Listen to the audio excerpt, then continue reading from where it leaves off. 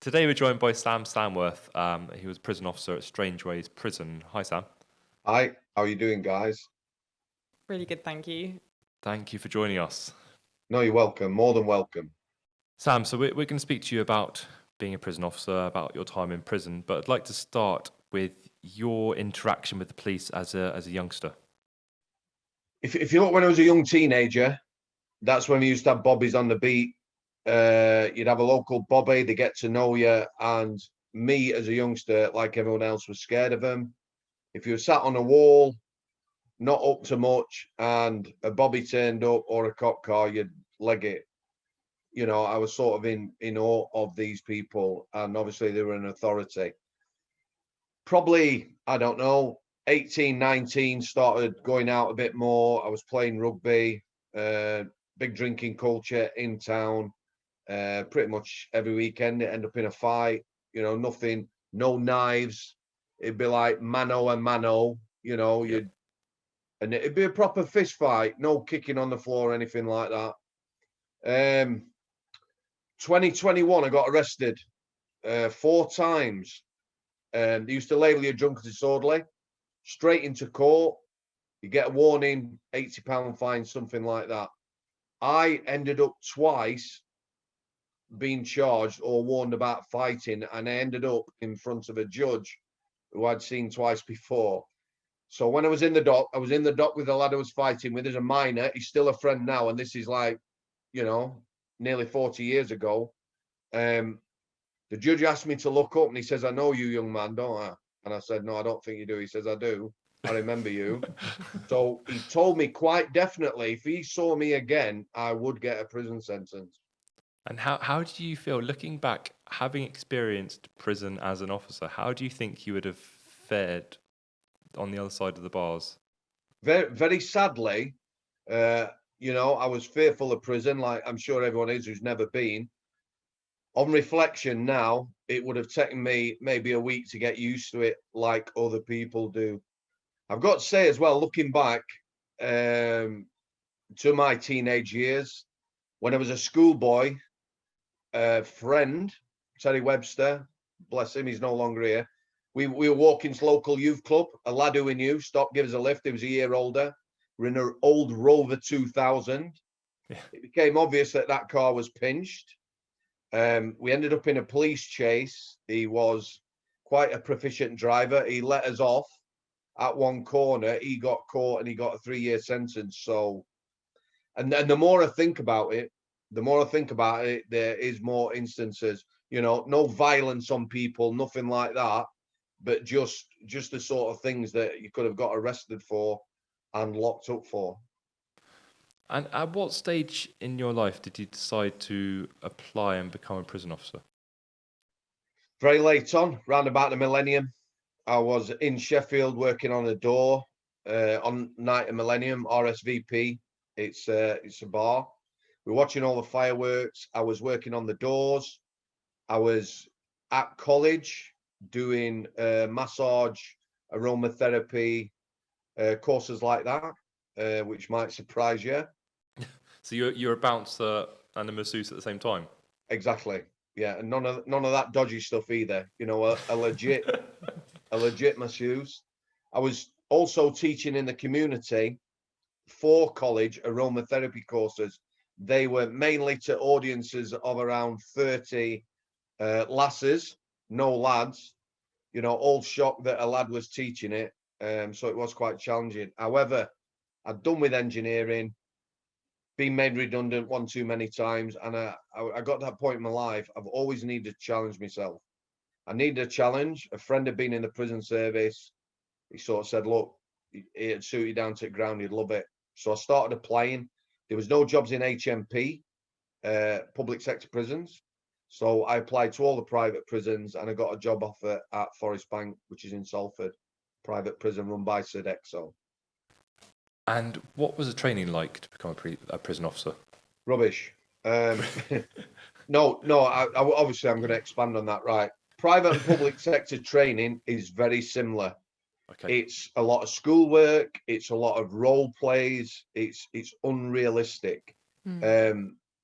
1 week you do CNR, that can be broke down, which is basically you are taught locks, leg locks, arm locks, wrist locks. You are told in a 3-person team how to restrain someone. Prison officers don't fight fair. If you're in prison, you're kicking off, 3 of us are going to restrain you. That week, it brought the course together, both in private and public sector, and it was quite challenging. However, a lot of people on the course, both in private and public sector, found that part of the course very difficult. It's very physical, and some people are not up for that. The rest of the course, in both private and public sector, like I said, very unrealistic, a lot of homework, a lot of tests, 0 preparation. We did 1 week in private sector, the first time we tried it, which was an interpersonal skills week. Fantastic.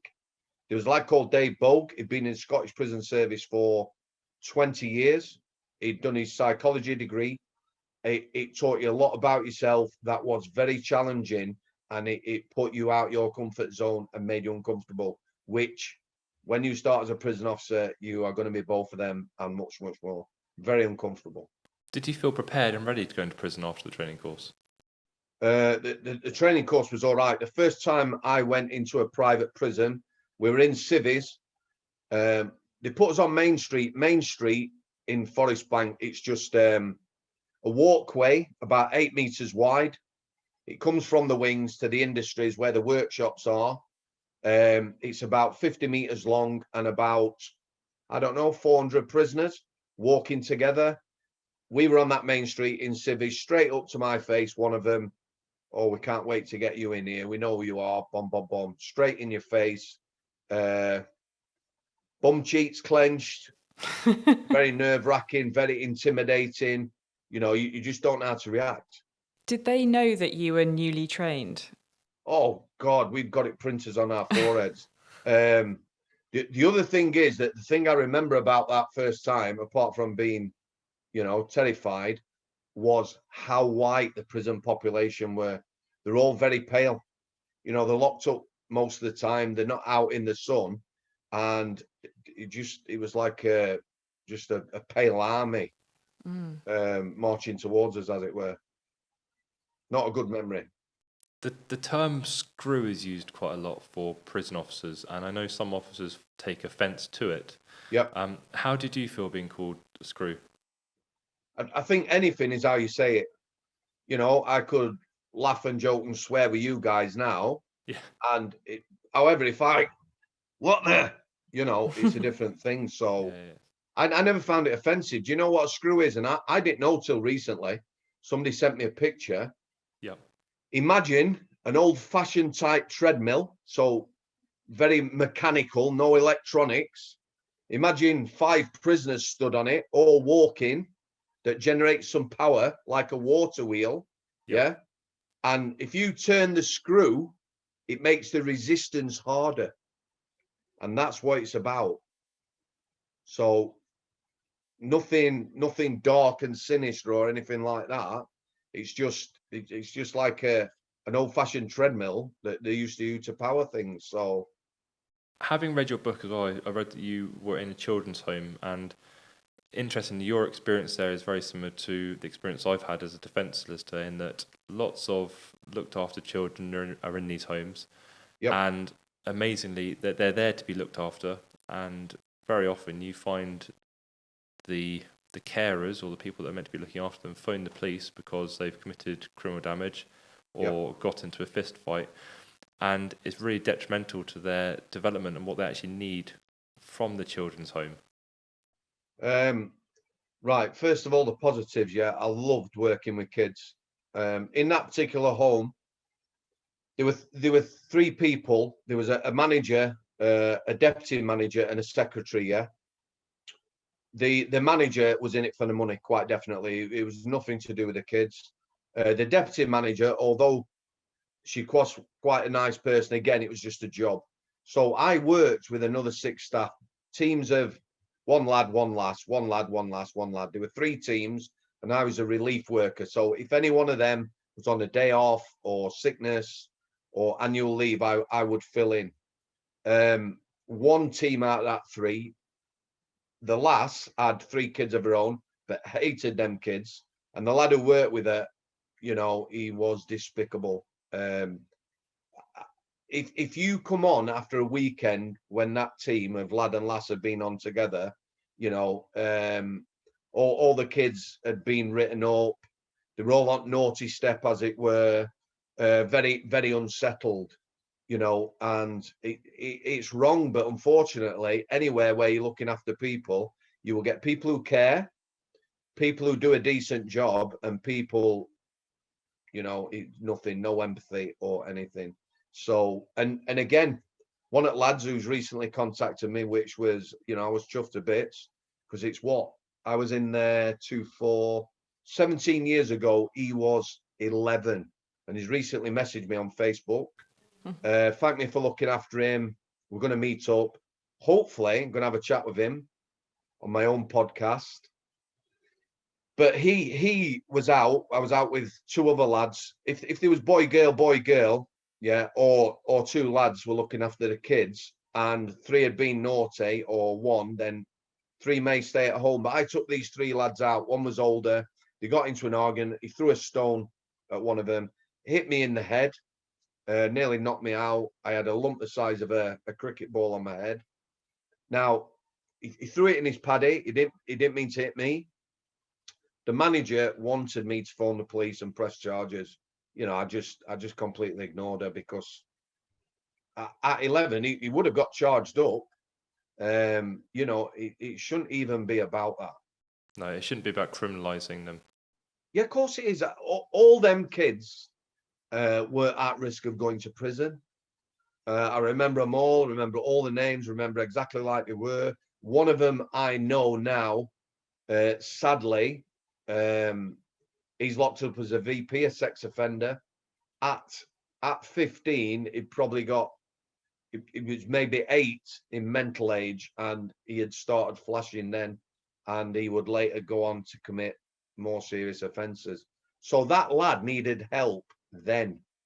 However, you know, it was just a sad state. But the positives were that, you know, you can make a difference. And that's been an underlying theme through the podcast, is that there are underlying mental health issues, drug addiction, alcohol addiction, and they're not really targeted or addressed. And lots of people go through the prison system and the court system who shouldn't necessarily be there. Is that something that you've experienced? Yeah, my own experiences now are horrendous. You know, I said in my first book, if you've read it, about educate me, I would have a road show in schools every year. I would deliver that to target audiences, like, you know, like the younger kids, the middle-aged, the teenagers. We would talk about abuse, drugs, alcohol, eating disorders, becoming very prevalent now. We would talk about all them things, you know, maybe 2 hours out of a week, sat listening to people with life experiences. I'm sure you could grab their attention, and it would need repeating. But now, you know, my second book that's coming out end of March, lads that I used to lock up feature in that book. You know, I know them in prison. Some of them were cheeky chappies, but now I know their whole life stories. You know, one of them was born in style prison to a drug addict. He was sent over the road to an adoption agency, and he was adopted by a family where one half of that family, one parent, just battered him senseless for 15 years. So, you know, you then look at him becoming an addict and a major criminal, well known. You know, when he come into prison, everyone knew who he was. And although we have choices, it's like he had no choice. You know, it was just very, very sadly. And that is not an isolated case, I'll tell you now. So your second book, is that focusing on what happens to people once they've left prison, or? Right. So we struggle with the title. We've called it Unlocking Strange Ways. So it's got sort of a double meaning. Obviously, the unlocking of prisoners, but also opening up. So it will show you the sort of people that go to prison, you know, from someone first time who's never going back, a white collar worker, you know, a drug addict to somebody who was a career criminal, an armed robber. But it'll tell you their stories early on, where they came from, how they went to prison, what prison meant, and sadly, how the system failed them to where they are now. So, and you know, half of them, there's 6 lads featured. 2 of them now are struggling to stay out of prison. 2 have settled, but you know they've got ill health through being addicts, etc.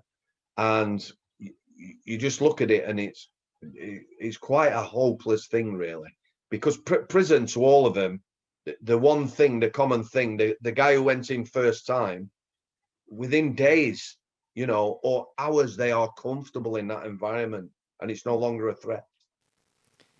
Kind of like James was saying as well, that it's been a kind of a theme with the people that we have had on this podcast, to say that there are these external factors in people's lives that aren't often in the media associated with the crimes or the criminals themselves, that make them, once they're in the system, then once they're institutionalized, it makes their outside life so challenging that you find, or it's almost difficult to imagine how they could get on the straight and narrow, whether that's homelessness or lack of education, illiteracy, addiction issues.